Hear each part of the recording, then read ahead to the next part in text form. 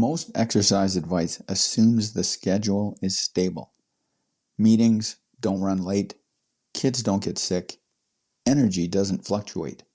The plan says 60 minutes, so 60 minutes it is, or nothing. Real life doesn't work that way, not for most of us. And when the plan only works under ideal conditions, inconsistency is built into the design. The solution is not more discipline. The solution is a system that scales to fit the time you actually have. Hey there, it's me, Core, and you're listening to Exercising Consistency, from fitness to flourishing. The Core Reframe. Stop asking, what's the ideal workout? Start asking, what is the best workout that fits the time I have right now? That single shift changes exercise from an all or nothing event into a scalable behavior. A missed 60-minute session is a failure. A 10-minute session when 60 was the plan is a compromise. But a 10-minute session when 10 was the target in those circumstances is a win. The standard did not change. The framing did. And the framing determines whether you maintain your standard or skip. The streak protection hierarchy. When time is unpredictable, your priorities must be clear. Here's the hierarchy. Protect the streak first. Prioritize behavioral consistency. Do something, even if it's tiny. 2 minutes of movement preserves the pathway. A 0 day breaks it. Protect the schedule second. Keep the habit in its usual time window when possible. The brain builds the pathway faster when the timing is consistent. Protect performance third. Longer, closer to the ideal length sessions are a bonus. They are not the requirement. Usually, the aim is to reverse this order. That's a mistake. If you prioritize performance, you'll miss the ideal workout more often than not, and then abandon the streak entirely because it's unrealistic with the schedule you have. That reversal is what creates stop-start behavior. The person who exercises for 10 minutes 3 times a week has done more for their long-term consistency than the person who did a one-off 90-minute session and then nothing for 2 weeks.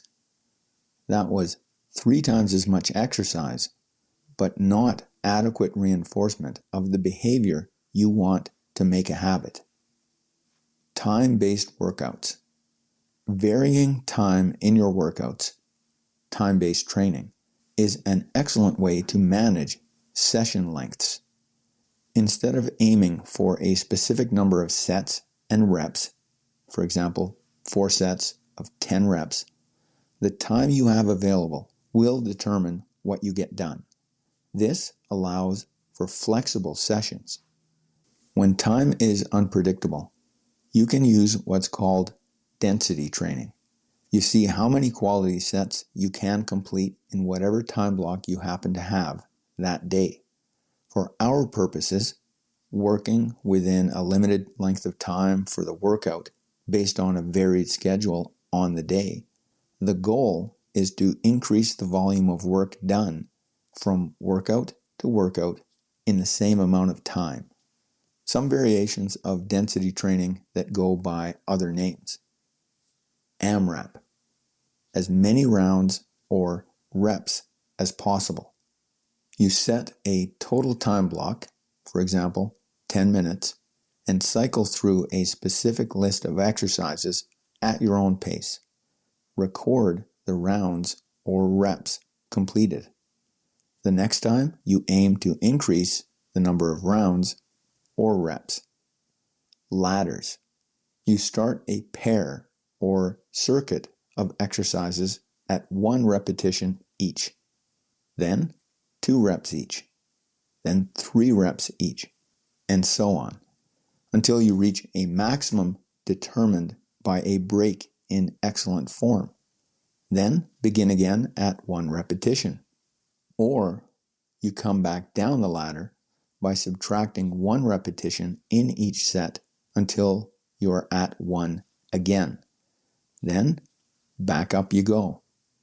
Repeat the pattern for the time you've set. Record the number of reps you hit, noting the maximum number reached at the top of the highest ladder. The next time, aim to get more volume done, or reach a higher rep max at the top of the ladder. EMOM, every minute on the minute.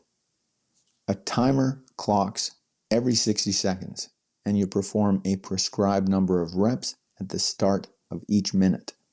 Whatever time you have left at the end of your reps is your rest until the next minute starts the next set.